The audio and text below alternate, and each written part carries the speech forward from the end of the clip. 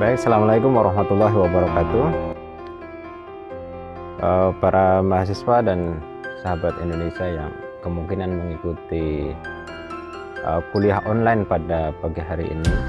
Jadi mohon maaf ini agak telat sebentar karena memang beberapa mahasiswa belum bisa follow begitu ya. Nanti tolong kalau seumpamanya ada kendala teknis gitu ya, tidak mendengar suara saya atau ada pertanyaan juga, itu silahkan ditulis di kolom komentar ya. Jadi pagi hari ini saya akan menerangkan materi kuliah kita, melanjutkan dari pertemuan kedua ya yang pernah saya upload di YouTube ya. Jadi begini, saya ingin mengatakan bahwa Anda sebagai mahasiswa jurusan sastra itu kan tidak boleh atau tidak bisa lepas dari dinamika yang terjadi di dalam kehidupan sosial masyarakat. Jadi apapun yang terjadi gitu ya, isu-isu kontemporer yang terjadi di masyarakat itu harus diikuti oleh teman-teman mahasiswa jurusan sastra Inggris. Itu juga yang menjadi landasan kenapa materi mata kuliah ya Islamic Gender Studies atau Gender Studies ini juga diberikan gitu. Karena apa? Karena isu-isu gender, isu-isu diskriminasi karena perbedaan secara biologis gitu ya, itu menjadikan adanya ketimpangan gitu ya yang terjadi di masyarakat. Dan sebenarnya kita sebagai muslim gitu ya, yang kuliah juga di perguruan tinggi Islam gitu ya, di dalam Islam itu kan sebenarnya sudah mengatur gitu ya segala hal terkait dengan kehidupan manusia gitu, dari hal-hal yang paling kecil gitu ya, kalau sering disebutkan yang paling kecil itu mau masuk toilet saja itu sudah ada aturannya, ada doanya, kemudian cara melangkahnya gitu. Jadi hal yang paling kecil pun itu diatur, apalagi terkait dengan hal-hal atau persoalan-persoalan yang paling besar. Nah, kaitannya dengan persoalan gender atau diskriminasi gender ini kan sebenarnya persoalan besar karena menyangkut harga diri seseorang atau menyangkut harga diri komunitas itu sendiri, termasuk kaum perempuan ya. Nah, kemarin di pertemuan sebelumnya saya sudah menyampaikan bahwa diskriminasi gender itu terjadi ya, sekali lagi bukan hanya di komunitas muslim gitu ya, tetapi sekarang ini wacananya ataupun kalau kita tidak tahu sejarah sesungguhnya gitu ya, itu menganggap bahwa yang melakukan diskriminasi itu banyak dilakukan oleh muslim gitu. Ini kan suatu upaya membalikkan fakta begitu ya, bahwa sebenarnya kalau kita belajar dari sejarah gitu ya, itu justru kehadiran agama Islam itu adalah untuk mengangkat harkat dan martabat kaum perempuan ya. Kemarin saya sudah terangkan bahwa sejak zaman Nabi itu partisipasi perempuan atau kiprah perempuan di dunia publik gitu ya, sphere gitu ya, atau public area itu sudah bukan hal yang tabu gitu. Contohnya adalah Khadijah gitu ya, sebagai businesswoman gitu ya, sebagai seorang pengusaha perempuan, di mana representasi dari Khadijah itu menunjukkan bahwa pada saat itu Khadijah kan melakukan bisnis gitu dengan banyak kolega, dengan banyak, sebagai businesswoman dia pastinya memiliki banyak kolega yang bukan hanya perempuan tetapi juga laki-laki gitu. Kemudian saya mencontohkan juga Sayyidatuna ya, Aisyah gitu ya, yang menjadi lagu populer itu juga sebenarnya adalah seorang tokoh, kalau tidak salah itu sebagai seorang pernah menjadi panglima perang juga, menjadi seorang war strategist gitu ya, artinya apa ya, orang yang mengkonsep atau orang yang merencanakan strategi perang pada saat Camel War atau perang unta gitu. Nah, dari dua tokoh ini saja sebenarnya kita sudah bisa melihat bahwa Islam itu sangat sangat apa namanya, menghargai perempuan dalam konteks menempatkan, ya. Ini yang kemarin saya sampaikan juga, menempatkan kaum perempuan sesuai dengan kodratnya, sesuai dengan posisinya. Saya di pertemuan sebelumnya juga sudah menjelaskan ini, ya, yang menjadi catatan ini untuk teman-teman mahasiswa gitu ya, yang perlu diperhatikan itu bahwa konsep adil, ya, kalau saya menerangkan ini saya harus merujuk lagi konsep-konsep pertama, ya. Kalau mungkin ada mahasiswa atau pemirsa yang belum memahami konsep awalnya, ya, itu akan sangat menyesatkan gitu. Makanya saya katakan lagi, saya terangkan lagi, konsep adil di dalam Islam itu tidak harus sama, ya. Tidak harus sama. Tidak sama berarti bukan tidak adil, ya. Kemarin saya ilustrasikan Anda berdua, ya, apa namanya, dengan adik Anda umurnya masih sekolah SD, kemudian Anda sudah kuliah gitu, ya. Kalau orang tua Anda memberikan uang saku yang sama-sama 5.000 setiap harinya, apakah itu bisa dikatakan sebagai suatu keadilan? Tentu tidak gitu, ya. Karena apa? Kebutuhan Anda jauh sebagai mahasiswa jauh berbeda, tanggung jawab Anda berbeda, beban pekerjaan Anda berbeda, itu yang membuat Anda juga berbeda. Nah, itu konsep-konsep keadilan, sekedar apa namanya, reverse keterangan saya sebelumnya, ya. Nah, makanya kalau di Barat itu mengatakan bahwa Muslim itu sangat bias gender, diskriminatif terhadap gender. Nah, itu saya kira perlu kita klarifikasi, ya. Perlu kita tunjukkan bahwa sejak awal gitu, ya, keberadaan Islam itu adalah untuk mengangkat kaum perempuan itu sendiri, ya, sesuai dengan kodratnya masing-masing. Jadi yang namanya adil itu sekali lagi adalah menempatkan sesuatu pada tempatnya, ya, menempatkan sesuatu pada tempatnya. Itu kriteria adil di dalam Islam, termasuk di dalamnya saat kita memandang atau memberlakukan, ya, aturan-aturan yang berlaku untuk kaum perempuan dan laki-laki dalam konteks apa namanya, sesuai dengan proporsi mereka gitu. Karena apa? Karena kalau menurut para pengamat Barat gitu, ya, itu ada beberapa aspek gitu, ya, atau ada beberapa bidang gitu, ya, yang cenderung disalahartikan gitu, atau apa ya, kayak dipolitisir gitu ya.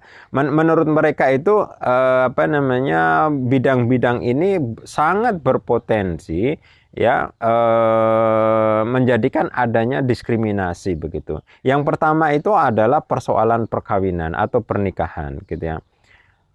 Kalau di Barat gitu, ya, kemarin juga saya sudah singgung sedikit begitu, ya. Perkawinan ini dianggap sebagai tempat yang menimbulkan adanya diskriminasi. Karena apa? Karena menurut mereka gitu, ya, setelah menikah kaum perempuan itu dibatasi oleh aturan-aturan keluarga, norma-norma keluarga yang menurut mereka itu tidak memberi kebebasan begitu, ya. Ya, artinya ketika mereka menikah, melahirkan, itu kan mereka harus berbagi job gitu. Dan kalau kita mengikuti konsep Barat itu, ya, itu mereka tidak terima begitu. Itu dianggap sebagai apa namanya, bagian daripada diskriminasi terhadap gender gitu. Perempuan harus di rumah, harus melahirkan, harus menyusui, harus apa namanya, harus mengurusi suaminya begitu. Jadi itu dianggap tidak adil begitu. Padahal gitu, ya, kalau kita membandingkan dengan Islam, nilai-nilai Islam itu kan sangat mulia, menempatkan pembagian job description sesuai dengan kapabilitas atau sesuai dengan kemampuan dua insan atau dua makhluk ini yang berbeda, itu justru untuk saling mendukung, saling membantu, dan saling melengkapi, katakanlah seperti itu. Jadi semuanya begini saja, ya. contohnya kalau seumpamanya semuanya dianggap sama gitu ya, artinya kaum perempuan artinya tidak diberi hak istimewa untuk menerima nafkah katakanlah. Jadi sama-sama tidak seperti dalam Islam tidak ada istilah nafkah gitu sebenarnya. Sama-sama mereka harus berdiri sendiri. Akhirnya apa? Mereka mengambil keputusan bahwa menikah, bahwa memiliki anak itu bukan hal yang penting. Nah, ini kan justru merusak generasi manusia itu sendiri ya. Jadi dan gerakan-gerakan ini sudah terjadi di negara-negara maju gitu ya, di Amerika, bahkan di Asia saja seperti di Singapura itu, di negara-negara yang dalam tanda kutip kaya begitu ya, itu sudah membuat orang kaum perempuan ya sudah menganggap menikah tidak bukan hal yang penting lagi. Ini kan membahayakan sebenarnya dalam koridor ya kita sebagai muslim gitu ya, karena kalau di dalam Islam itu menikah, memiliki anak itu kan suatu ibadah yang pahalanya sangat besar. Nah, ini juga ya yang perlu dipahami oleh teman-teman mahasiswa di dalam kita sebagai muslim itu harus paham konsep-konsep nilai-nilai ibadah gitu ya. Jadi saya pernah menerangkan bahwa di dalam Islam itu segala sesuatu di dalam kehidupan kita yang kita lakukan itu bernilai ibadah kalau diniatkan untuk mendapatkan ridha Allah, atau kalau kita niatkan untuk kebaikan lah gitu. Jadi kita belajar juga ibadah, apalagi yang disebut dengan menikah, memiliki anak, mendidik anak, ya itu adalah ibadah yang luar biasa gitu. Makanya di dalam Islam juga perjuangan itu tidak ditentukan, nilai ibadah itu tidak ditentukan dari medannya gitu. Bisa dari dalam rumah menjadi bagian ibadah, laki-laki yang bekerja di luar rumah juga bagian daripada ibadah gitu. Nah, ini konsep dasar ibadah ini yang harus menjadi landasan kita di dalam melakukan sesuatu di dalam kehidupan kita, sehingga kita tidak akan merasa didiskriminasi, meskipun gitu ya, kalau kita sebagai perempuan posisi kita harus di rumah gitu. Dan ini perlu menjadi catatan ya, bahwa Islam sekali lagi tidak membatasi kaum perempuan di rumah, tetapi harus ada kesepakatan-kesepakatan dan dalam momen-momen tertentu yang mengharuskan mereka di rumah. Sebenarnya anaknya masih kecil gitu ya. Harus ada yang mendidik ya, artinya mungkin sebagai perempuan Anda diminta oleh suami Anda nanti suatu saat di rumah begitu ya, karena mempertimbangkan pendidikan usia emas anak Anda gitu semuanya. Nah, itu jangan dianggap sebagai bagian daripada diskriminasi gitu, tapi anggaplah itu bagian daripada ibadah yang memang harus disepakati gitu ya, antara Anda dengan suami Anda gitu ya, karena itu bagian terpenting gitu ya, Anda sebagai orang tua gitu semuanya. Karena kalau kita membaca ataupun kita menyimak begitu ya, hasil-hasil penelitian pengaruh didikan orang tua terhadap anak itu kan sangat luar biasa begitu ya. Jadi kalau semuanya kita berpikir sampai di situ, kita kan merasa eman-eman gitu ya, atau sayang gitu kalau semuanya anak-anak di usia emas itu sudah diserahkan ke pembantu. Jadi mereka psikologisnya lebih dekat ke pembantu. Itu kan memprihatinkan juga gitu ya. Ya, meskipun ya Anda tentu harus mempertimbangkan aspek lain gitu ya, yang mungkin dengan kesepakatan tertentu, dengan metode-metode tertentu itu mungkin bisa menyelesaikan persoalan-persoalan yang Anda hadapi. Nah, itu ya, jadi keluarga gitu ya, aspek pertama adalah keluarga itu menurut orang barat itu dianggap sebagai tempat yang berpotensi menimbulkan diskriminasi ya. Itu menurut barat. Tetapi ya, kita sebagai mahasiswa muslim yang kuliah di perguruan tinggi Islam harus tahu nih konsep Islam yang seperti apa begitu ya. Seharusnya gitu kita menerima job description sesuai dengan porsi kita masing-masing sebagai laki-laki maupun sebagai perempuan gitu ya. Terus kemudian yang kedua ini cakupannya agak-agak besar sedikit. Semuanya diskriminasi di dunia kerja atau di lapangan pekerjaan. Khususnya ini terkait dengan karir begitu ya. Kalau di Barat mengatakan bahwa dunia karir ini di dunia Muslim itu sangat diskriminatif gitu, karena perempuan ya sudah dibatasi di dalam keluarga, akhirnya berdampak pada persoalan-persoalan yang terkait dengan pekerjaan mereka, sampai image ataupun stigma ketika nanti kaum perempuan ingin menjadi pemimpin begitu ya. Ini kan sering ya kita melihat dinamika politik di Indonesia ini sejak tumbangnya Orde Baru gitu ya, itu kan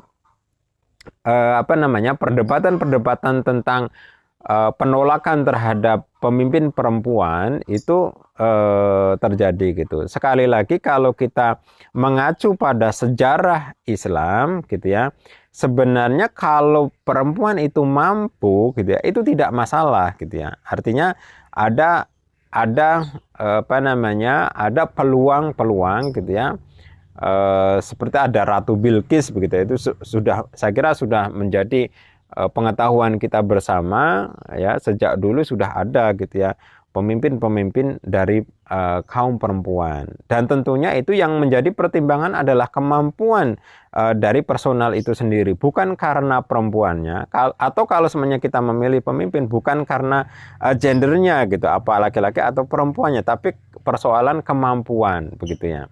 Tapi di Indonesia kan berbeda, kadang kita memilih pemimpin bukan karena aspek kemampuannya, tetapi aspek kultur gitu ya. Jadi kalau orang tuanya hebat gitu, dianggapnya anaknya juga hebat, kultus ya, mengkultuskan gitu ya. Itu sering terjadi, dan justru itu di dalam Islam tidak dianjurkan gitu. Karena kita memilih pemimpin itu, kalau di dalam Islam itu ya sama dengan ketika kita sholat berjamaah. Jadi ketika di situ ada sekelompok orang, mereka mau sholat berjamaah, mana nih yang paling mampu gitu menjadi pemimpin. Menjadi pemimpin itu banyak hal. Pertama dari akalnya, akal sehatnya ya. Contohnya yang dipilih adalah yang sudah dewasa. Kadang yang paling tua. Kalau kita di Jawa itu kadang yang paling tua. Padahal yang paling tua belum tentu gitu ya kemampuannya lebih daripada yang muda. Kemudian yang kedua baru pengetahuan agamanya. Ya, pengetahuan agama, bacaannya juga gitu. Bacaan sholatnya tartil tidak gitu, makharajil hurufnya ataupun tajwidnya itu benar atau tidak begitu. Nah, kalau di antara kelompok orang itu secara kedewasaannya sudah dewasa, kemudian bacaannya bagus, pengetahuan agamanya bagus, implementasi kehidupan sehari-harinya bagus. Nah, maka wajiblah kita pilih sebagai pemimpin untuk memimpin sholat itu. Dan ketika sholat gitu, apapun yang dilakukan oleh imam, jamaah harus mengikuti itu gitu. Nah, itu kan sama ya, aplikasinya di dalam kehidupan kita sehari-hari. Jadi kalau kita sudah memilih memimpin, ya, di situ ada umara begitu ya. Ya harus mengikuti begitu ya, tidak bisa membangkang dari yang diperintahkan oleh pemimpin itu, kecuali gitu ya, kecuali imamnya melakukan kesalahan atau pemimpinnya melakukan kesalahan. Nah, itu wajib mengingatkan. Jadi kita sebagai jamaah wajib mengingatkannya dengan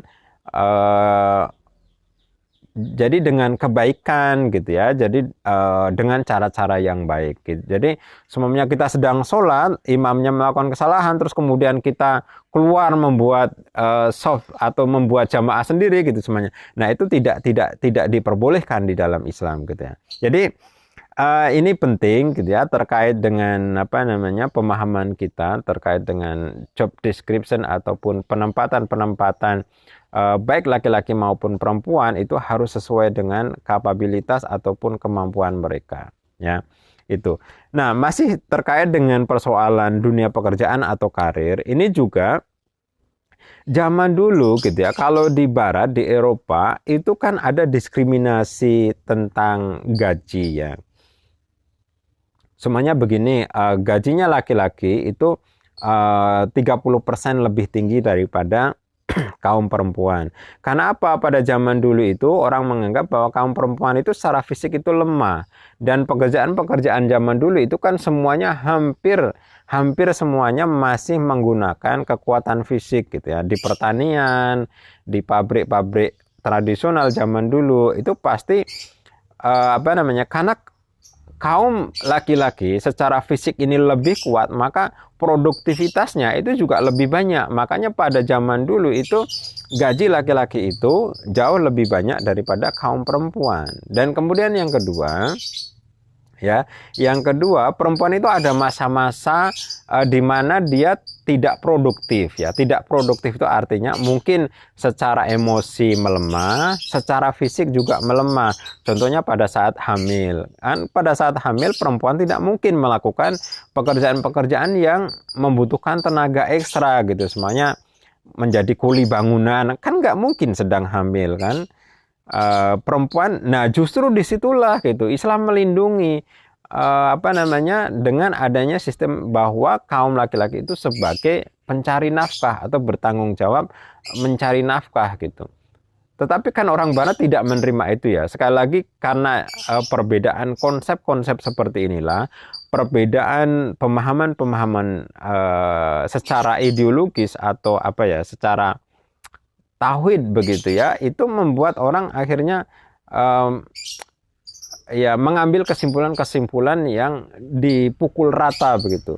Jadi itulah kesalahan sebenarnya ya, kalau seumpamanya kita tidak paham konsep Islam yang sesungguhnya, ya kita akhirnya akan menganggap bahwa apa yang disampaikan di barat itu benar begitu. Nah, saya lanjutkan sedikit. Nah, terkait dengan masa-masa perempuan tidak produktif gitu ya, atau tidak bisa lebih produktif daripada masa-masa sebelumnya begitu ya.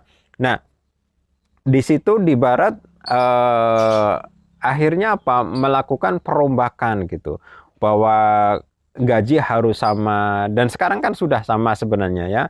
Di Indonesia itu tidak, saya kira sudah merasakan bahwa kaum perempuan ketika melahirkan ya mereka punya hak cuti dan mereka masih punya gaji tetap dan lain sebagainya. Itu saya kira sudah menjadi hak mereka gitu ya. Tetapi kalau di dalam Islam itu pada saat-saat, karena memang secara kodrat perempuan itu memang ada masa-masa lemah gitu ya, baik fisik maupun mental gitu ya, itu kaum laki-laki gitu ya, suami gitu ya, harus melindungi istri gitu ya, atau kaum perempuan itu memang sudah diatur sedemikian rupa, dan kita harus menyadari betul itu ya, konsep-konsep Islam itu sangat aplikatif sebenarnya, hanya karena mungkin kita tidak paham, karena kita tidak beriman saja gitu ya, sehingga kita tidak gerakan-gerakan feminis itu menolak apa yang diajarkan di dalam Islam itu sendiri. Nah, ini ada pertanyaan, dalam sholat diperbolehkan mufarokoh ya, menyatakan pisah dari imam. Bagaimana hal ini diterapkan dalam berbangsa dan bernegara? Ya, jadi begini, kalau seumpamanya kita sudah imam tidak ada istilahnya, tidak ada kesalahan atau tidak batal gitu ya, karena mungkin kentut atau apa gitu, itu kan sebenarnya tidak diperbolehkan di dalam Islam ya. Jadi makanya seorang makmum gitu ya, itu harus benar-benar mengikuti apa yang diperintahkan oleh imam gitu ya, sepanjang imam itu tidak melakukan kesalahan begitu ya, tidak melakukan kesalahan atau tidak batal ya wudunya begitu ya. Kalaupun batal, itu kan sama dengan di pemerintahan. Jadi orang yang ada di belakang imam itu kan, kalau semuanya imamnya batal, dia bisa menggantikan begitu. Jadi katakanlah sekarang kalau semuanya presidennya melakukan kesalahan fatal gitu ya, artinya ketidakmampuan memimpin yang berakibat fatal gitu. Makanya kan ada wakil presiden gitu yang menggantikan itu, dan itu sama. Tetapi begini, kalau seumpamanya kita sedang sholat, kemudian ya itu tiba-tiba karena kesalahan sedikit atau imamnya lupa, kemudian kita membuat jamaah sendiri, berarti sholat kita berarti bisa jadi tidak diterima karena tidak diperkenankan itu ya, kita lepas daripada perintah imam ya, ketika imamnya itu melakukan suatu kebenaran gitu ya. Tidak ada yang salah di situ, termasuk di dalam negara kita. Kalau seumpamanya di negara kita pemimpin kita, presiden kita sudah melakukan hal-hal yang sesuai dengan jabatannya sebagai pemimpin, sebagai presiden, kemudian karena ada hal-hal kesalahan kecil atau perbedaan persepsi, kemudian kita membuat sempalan gerakan menjadi negara sendiri gitu semuanya ya, itu tidak diperkenankan tentunya, dan itu melanggar gitu ya, melanggar daripada ketentuan kita sebagai seorang muslim. Nah, ini juga mungkin ya menjadi patokan buat kita gitu ya. Sampai hari ini kan isu-isu terorisme yang kebenarannya kita juga tidak tahu itu bikinan siapa. Kalau dalam tanda kutip pemikiran saya itu bikinan siapa begitu ya. Karena begini ya, jadi Islam itu sudah menganjurkan seperti dalam sholat. Kalau agama Islamnya benar gitu ya, istilahnya apa ya, sesalahnya presiden itu bagaimanapun, itu tidak mungkin akan ada bom bunuh diri, tidak mungkin ada gerakan-gerakan separatis begitu. Karena apa? Islam itu sudah sangat jelas, ketika presidennya salah ya kewajibannya mengingatkannya kan dengan kebaikan, dengan bilhaq ya, bisober begitu ya. Kalau di dalam Al-Qur'an itu kan disebutkan kalau kita mengingatkan pemimpin kita atau orang-orang di sekeliling kita itu ya bilhaq bisober begitu. Jadi dengan kebenaran dan dengan kesabaran begitu.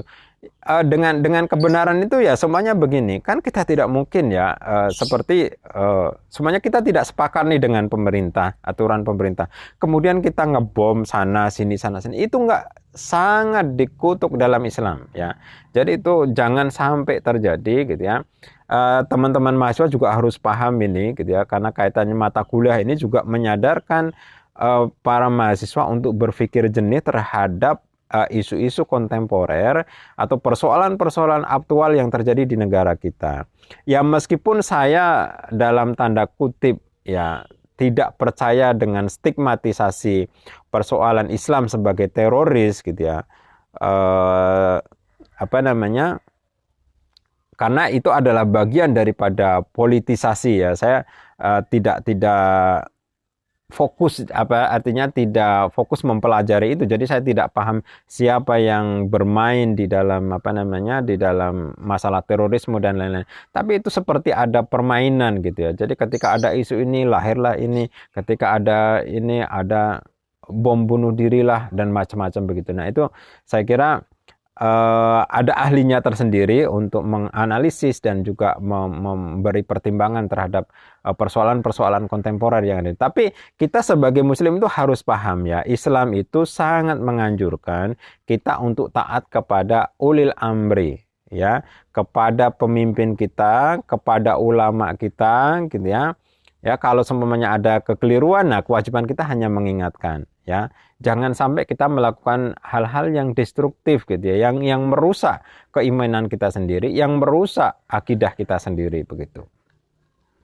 Saya lanjutkan ya dari situ. Kemudian yang ketiga, jadi tadi yang pertama itu perkawinan, kedua masalah job. Kemudian yang ketiga ini sangat terkait dengan kita sendiri. Jadi agama. Jadi kalau kita membaca referensi barat, bahwa agamalah sumber dari adanya diskriminasi terhadap kaum perempuan. Agama apapun gitu ya, baik Kristen, Islam, dan agama-agama samawi lainnya itu dianggap menjadi sumber diskriminasi. Kalau di dalam Islam itu ya, orang Barat itu selalu menyalahkan bahwa penggunaan jilbab itu diinterpretasikan atau diasumsikan sebagai bagian daripada pengekangan terhadap kebebasan kaum perempuan ya. Padahal di dalam Islam memakai jilbab atau menutup aurat gitu ya. Karena aurat perempuan itu hanya muka dan telapak tangan ya. Selain itu harus tertutup. Ya, itu dianggap sebagai bagian daripada pengekangan terhadap kaum perempuan begitu ya.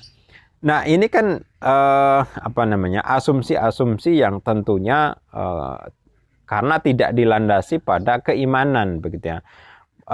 Sesungguhnya kalau seumpamanya mereka paham gitu ya, bahwa itu juga untuk kepentingan mereka begitu ya, untuk kepentingan keamanan, untuk kepentingan kenyamanan gitu ya. Karena memang fisik laki-laki dan perempuan itu jauh berbeda gitu ya. Jadi itu harus menjadi pemahaman kita. Kemudian yang kedua, agama atau religion itu juga dianggap membuat aturan-aturan bagi orang Barat yang ateis terutama ya, yang tidak percaya pada agama, menganggap bahwa khususnya Islam itu mengatur segala hal dan perempuan dianggap sebagai pihak yang dirugikan gitu ya, dalam tanda kutip. Ya contohnya kalau sudah menikah ya harus mengikut pada aturan suaminya gitu ya.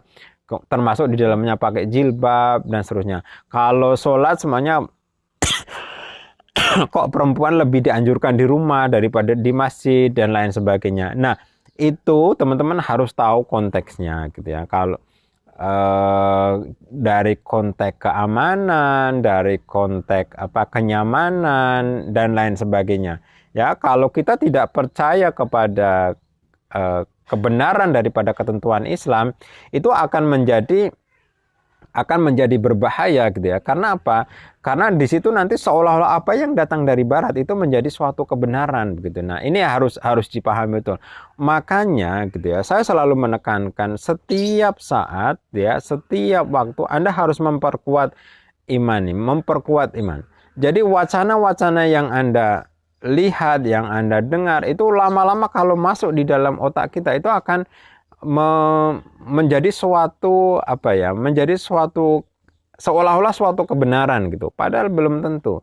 Makanya kita harus kembali kepada aturan kita sebagai muslim ya. Rujukan kita yang paling utama adalah Al-Quran dan Sunnah ya. Dua rujukan ini harus benar-benar kita pahami, kita renungkan ya, karena itu adalah pegangan yang menyelamatkan kita ya. Kalau kita mengaplikasikan itu secara maksimal sesuai dengan kapasitas atau kemampuan kita, ya insya Allah kita akan menemukan kedamaian dan kita akan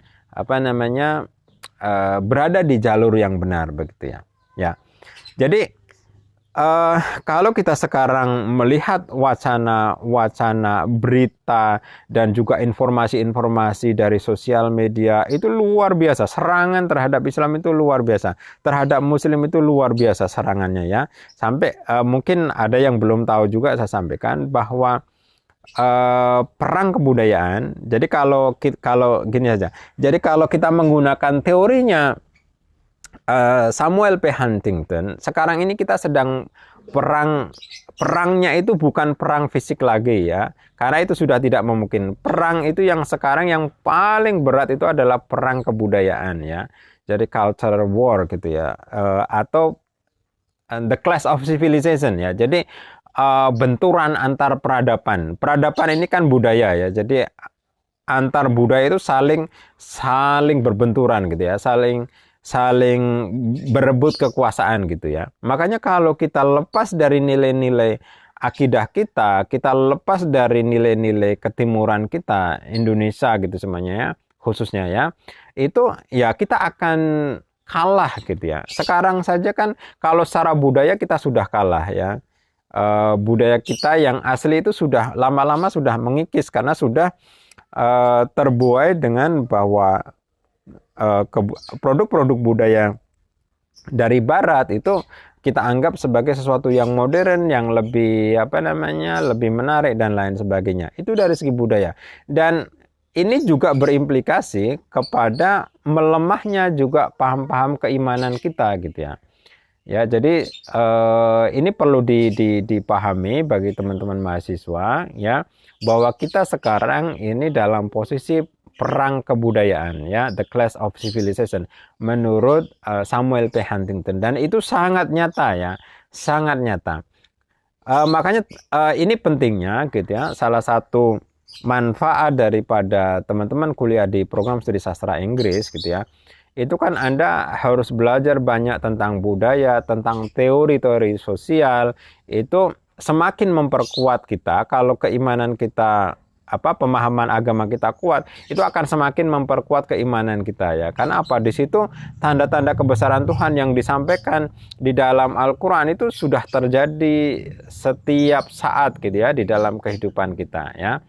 Jadi pemahaman termasuk di dalamnya mata kuliah Islamic Gender Studies itu bagian daripada upaya kita ya, memberikan pemahaman dasar terhadap gerakan feminisme di Barat dan juga nilai-nilai yang ada dalam Islam. Karena kalau kita tidak paham dua-duanya atau tidak kuat di paham konsep Islamnya ya, kita akan tergerus gitu. Nanti kita akan menjadi bisa jadi kita akan murtad gitu. Itu hal yang paling berbahaya gitu di dalam kehidupan kita. Dan itu sudah banyak terjadi ya. Nanti pertemuan lain saya akan menerangkan tentang Muslim feminism atau Islamic feminism. Jadi gerakan feminis ini sudah merambah ke dunia Islam gitu ya. Islamnya dari mana? Dari Barat, dari Amerika seperti Aminah Wadud dan lain-lain. Nah, itu nanti akan saya terangkan tersendiri. Jadi agama ya. Terus kemudian yang selanjutnya ya, teman-teman mahasiswa perlu pahami begitu ya. Dari pemahaman isu-isu kontemporer yang sekarang terjadi gitu ya.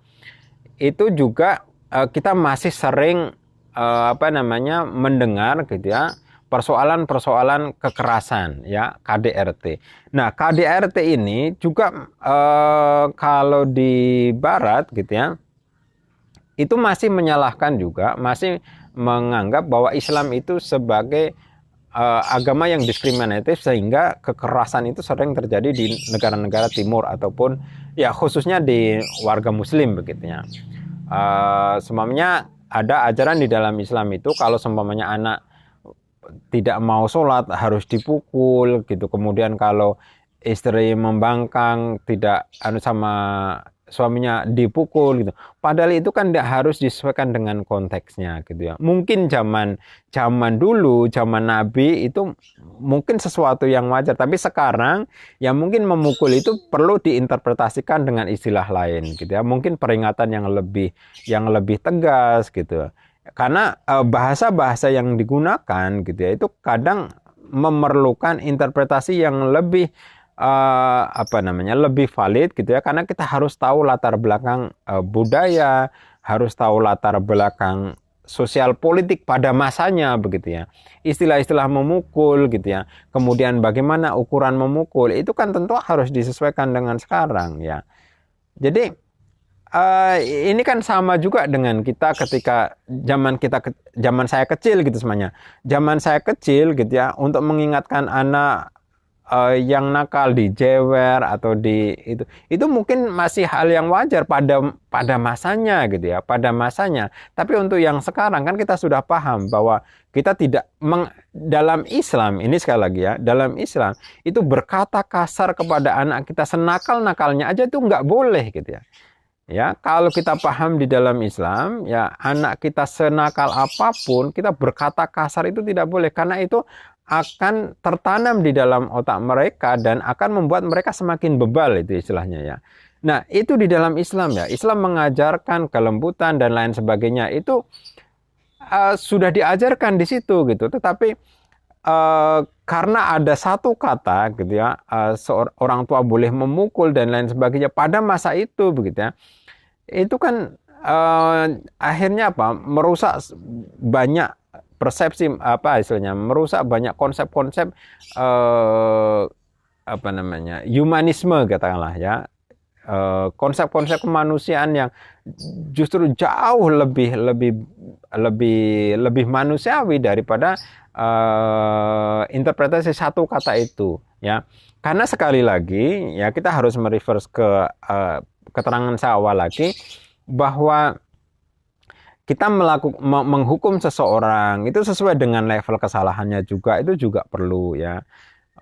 Di dalam Islam itu sudah jelas kalau semuanya ada konflik gitu ya, tahapnya apa, musyawarah dan seterusnya sampai keputusan terakhirnya apa gitu, itu sudah diatur semua begitu. Nah, sayangnya ya, nilai-nilai yang luhur atau nilai-nilai yang hak di dalam Islam itu orang Barat tidak mau mempelajari itu, sehingga hanya mengambil hal-hal negatif saja gitu ya. Karena apa? Karena memang ya di dunia ini ya, kalau kita melihat gitu ya, terutama di berita-berita itu kan sekarang penguasa media itu kan orang Barat semua gitu ya. Kalau kita melihat itu penguasa media cetak ya orang Barat, elektronik juga, TV Muslim berapa sih yang punya gitu kan. Jadi itu sangat-sangat luar biasa pengaruhnya. Sampai media sosial yang Muslim berapa sih yang punya gitu kan. Jadi itu sudah kekalahan besar sebenarnya bagi kita ya, kalau kita tidak kuat secara keilmuan dan keimanan kita ya, kita akan mudah tergerus gitu ya.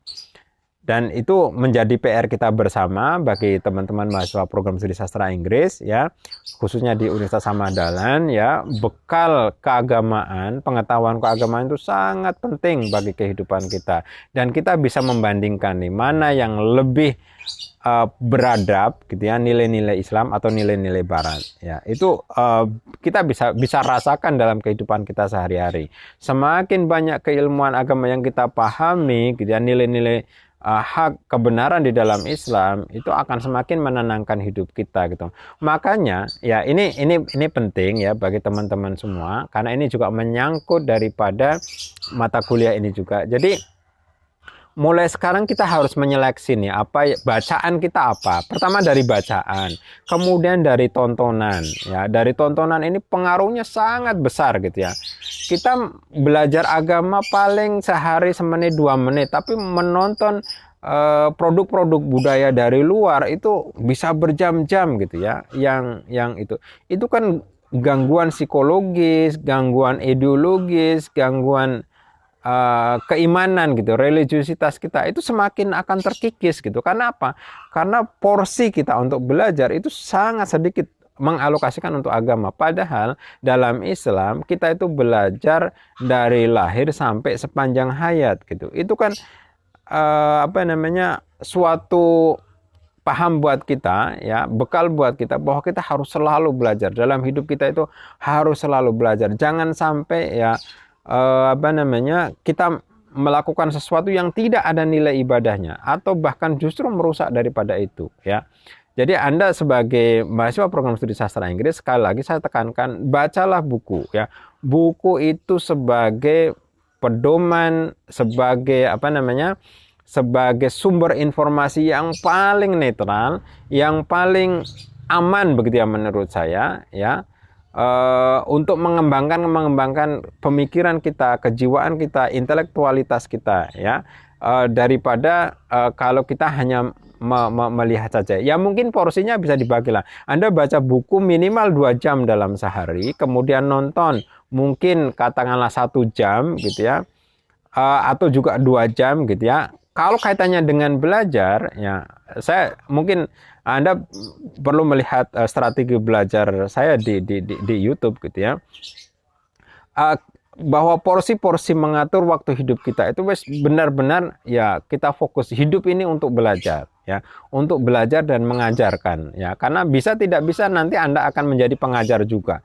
Meskipun Anda bekerja dimanapun, nanti Anda akan punya keluarga, Anda akan punya istri, suami, akan punya anak. Nah, disitulah kewajiban Anda untuk mengajarkan. Makanya setiap hari ya, kita harus menambah ilmu begitu ya, harus belajar, dan belajar kita itu tentu ya, yaitu dengan membaca, dengan menonton dan lain sebagainya. Mungkin kalau anak sekarang lebih banyak menonton, makanya tontonan itu silakan diseleksi sedemikian rupa, jangan sampai nilai-nilai negatif atau nilai-nilai yang tidak ada manfaatnya untuk kehidupan kita itu lebih banyak porsinya daripada nilai-nilai ataupun tontonan-tontonan yang memberikan manfaat, baik secara agama, secara tauhid, maupun untuk keterampilan atau pengetahuan kehidupan di dunia ini, begitu. Begitu saya kira untuk kuliah pada pagi hari ini. Jadi saya sudah menerangkan konsep-konsep dasar yang bidang-bidang gitu ya, yang melahirkan adanya diskriminasi, sekaligus bagaimana Islam memandang persoalan ini dalam kehidupan kita sehari-hari, termasuk saya singgung juga isu-isu kontemporer gitu ya, yang terkait dengan nilai-nilai agama di dalam kehidupan berpolitik kita saat ini ya, seperti terorisme dan lain-lain tadi saya sudah terangkan. Terima kasih atas partisipasinya teman-teman pada pagi hari ini ya. Sekali lagi saya ingin menyampaikan bahwa kuliah kita akan menggunakan berbagai media gitu ya. Ada YouTube, ada mungkin pakai sosial media seperti ini gitu, biar audiensnya lebih banyak juga, agar saya menerangkan untuk lebih banyak orang lah. Jadi ini juga mungkin nanti kalau bisa saya simpan, akan saya simpan, kemudian akan saya share lagi di di media YouTube ya. Mudah-mudahan nanti bisa saya simpan sehingga akan memberikan pemahaman kepada banyak orang, sehingga apa yang saya sampaikan memberikan manfaat.